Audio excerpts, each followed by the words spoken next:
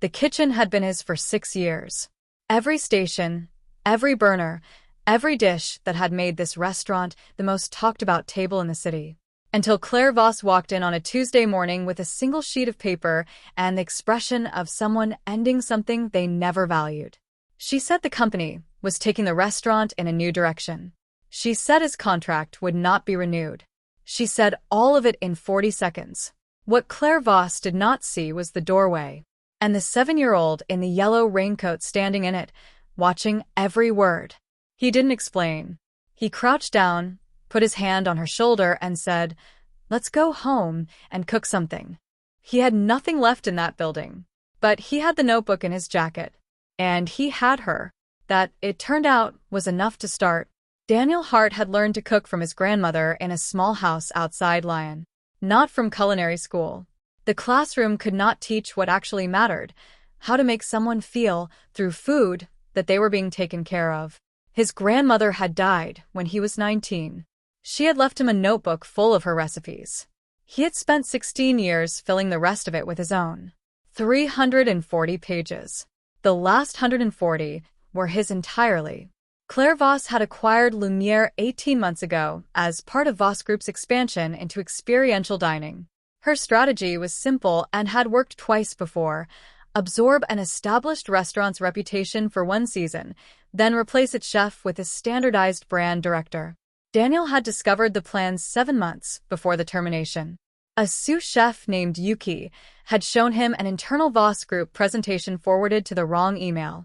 Slide 11 had contained his name, his photo, and the words, "Transition timeline, month 18. He had looked at slide 11 for a long time. Then, he had taken the notebook home that evening for the first time. He had never brought it back. After the termination, Daniel cooked every morning.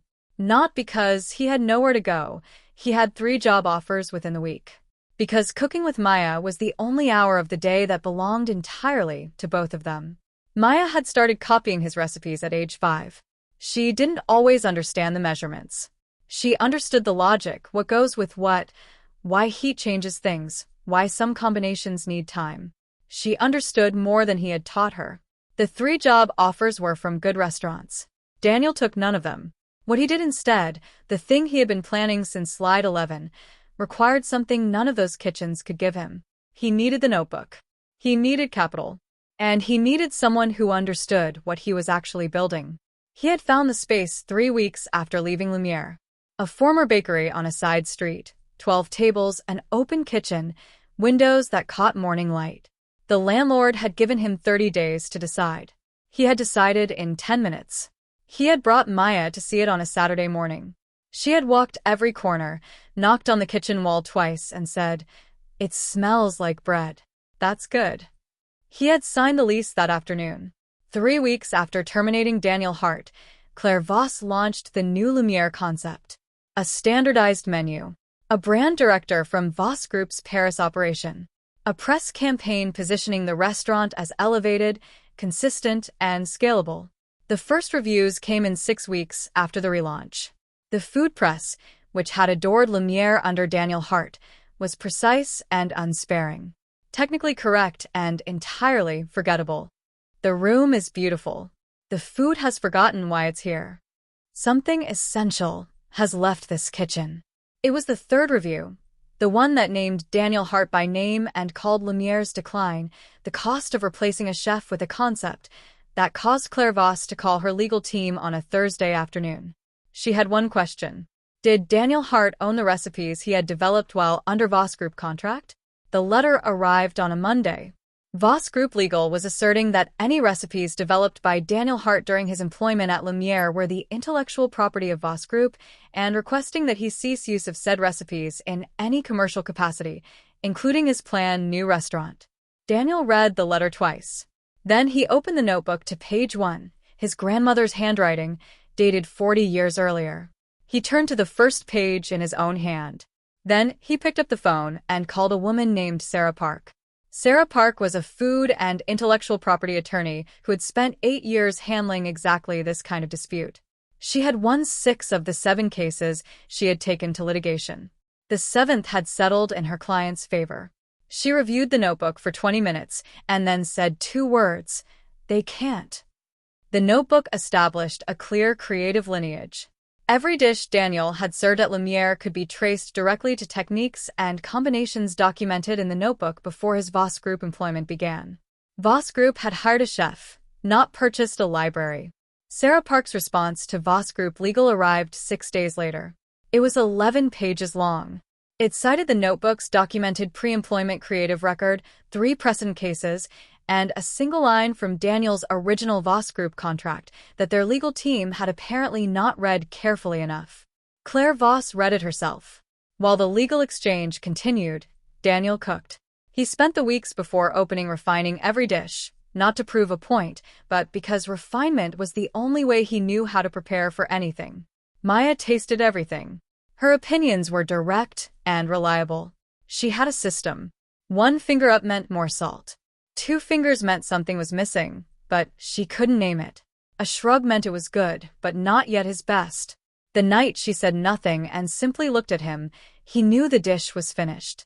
The restaurant was called Hart. No subtitle, no descriptor, just the name. Daniel had spent 4 days deciding this and arrived at the simplest answer: a place should be named after what it actually is. Maya had seen the sign for the first time on the morning they installed it. She had stood on the sidewalk, looked up at it for a long time and said, "It's your name." He said yes. She said, "And mine." He said, "And yours." The first service had 12 covers. Daniel cooked every dish himself. By the 3rd course, the dining room had gone quiet, the specific quiet that happens when people stop talking because the food requires their full attention. His sous chef, Yuki, looked through the pass and said nothing. The expression said it. Maya had not been allowed in the dining room during service. Too young, too distracting, his rule, not hers. She had stood at the window for 20 minutes. A diner near the glass had noticed her and smiled. She had not smiled back. She was working. After the last diner left, he found Maya asleep on a chair in the back hallway, notebook still open on her lap. The last thing she had written before falling asleep was a single line in her careful handwriting: "People were quiet. That means it was good." The first review of Hart ran 8 days after opening. It was 4 paragraphs. The final line read, "Whatever Lumière used to be, it has moved 2 streets over and remembered itself." Claire Voss read it at 7 o'clock in the morning, alone in her office. By the 3rd week, Hart had a waiting list. By the 5th week, the list was 6 weeks long.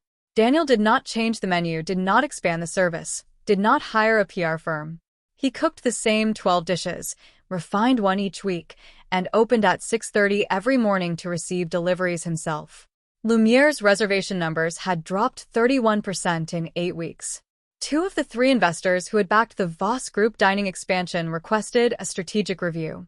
Claire Cross had built her career on knowing when a position was defensible and when it wasn't.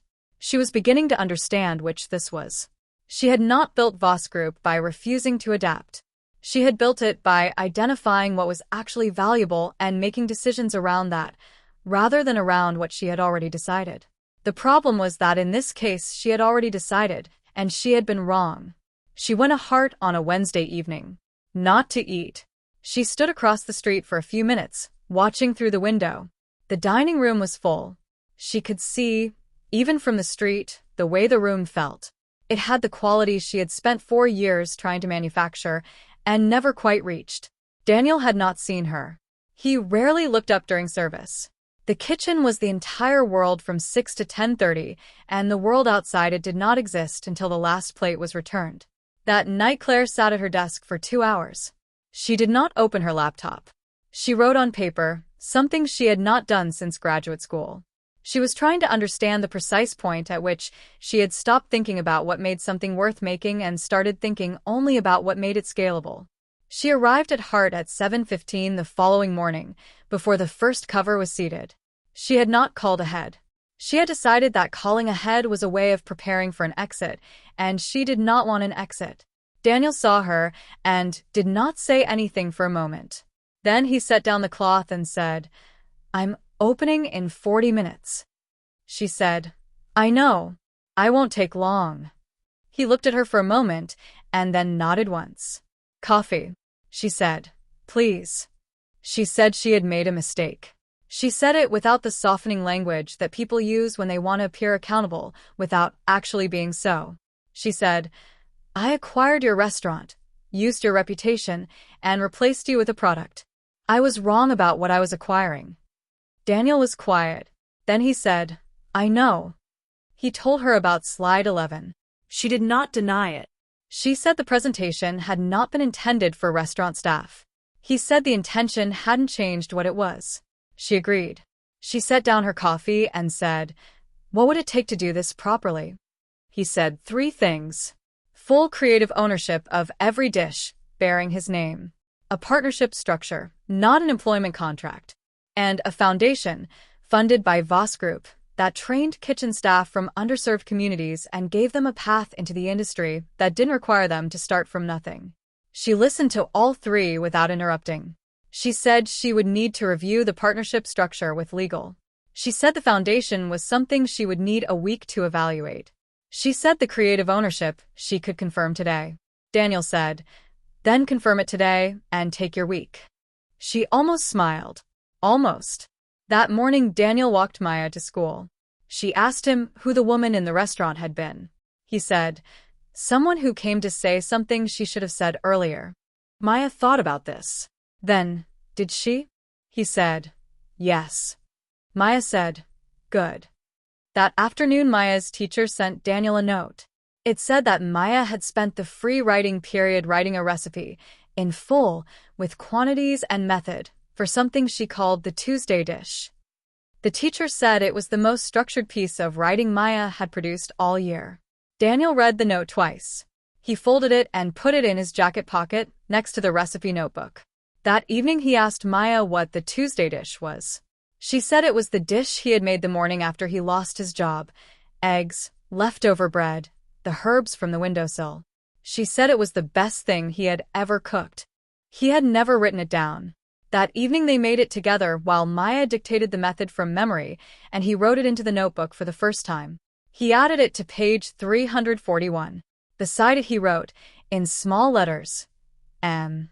Hart, age 7. The partnership agreement took 11 days to finalize. Creative ownership, confirmed. Partnership structure, agreed. The foundation, which Claire had spent her week genuinely evaluating, had been expanded from Daniel's original proposal. She had added a mentorship component and 3 years of guaranteed funding. Daniel signed last. He had read every page. He did not ask his lawyer to summarize. He had read it himself, the way he read every recipe before he cooked it, because the details were where the truth lived. Claire stood at the window, while the lawyers gathered the documents. She had signed dozens of agreements in this room. This was the first time she had left feeling that something had actually been created, rather than captured. The expanded Hart opened 4 months after the agreement. Same address, same 12 tables in the dining room. Daniel had refused to increase covers. The kitchen had grown to accommodate the foundation's first 3 trainees, who began on a Monday morning at 6 a.m. and were shown, from the first hour, that this was a kitchen where questions were required. He taught the way his grandmother had taught him, not by explaining the rule first, but by doing it right in front of them and letting them understand the reason from the result. By the end of the first week, all 3 trainees had memorized the notebook's core techniques. One of them had already suggested an improvement. He had written it down.